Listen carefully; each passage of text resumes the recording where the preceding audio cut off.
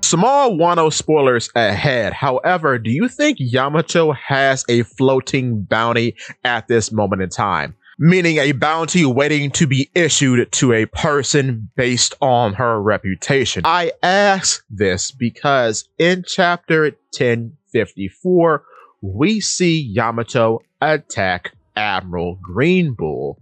Admiral Green Bull admits that her haki is pretty tough, and that's when she introduces herself as the son of Kaido. Green Bull is pretty confused by this as he repeats son of Kaido. So presumably with that being the case, nobody knew that Kaido had any children. Therefore, Yamato is an unknown quantity in the world. So after Green Bull is scared off by Shanks, he probably made a report to Navy HQ that somewhere out there in the world, the seed of Kaido is present. So if Yamato ever becomes a problem, they will most likely issue her a bounty very quickly.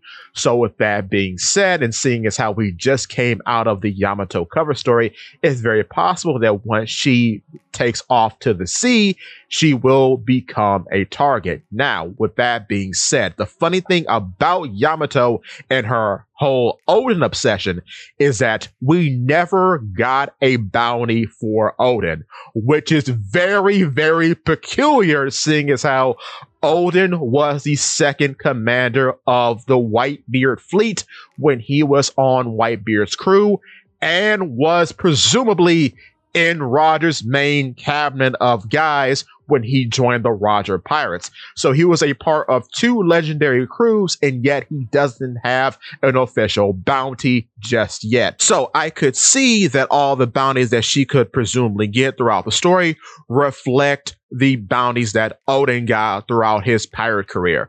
So perhaps her starting bounty is the same as Oden's starting bounty, and then her last bounty will be the same as Oden's last bounty.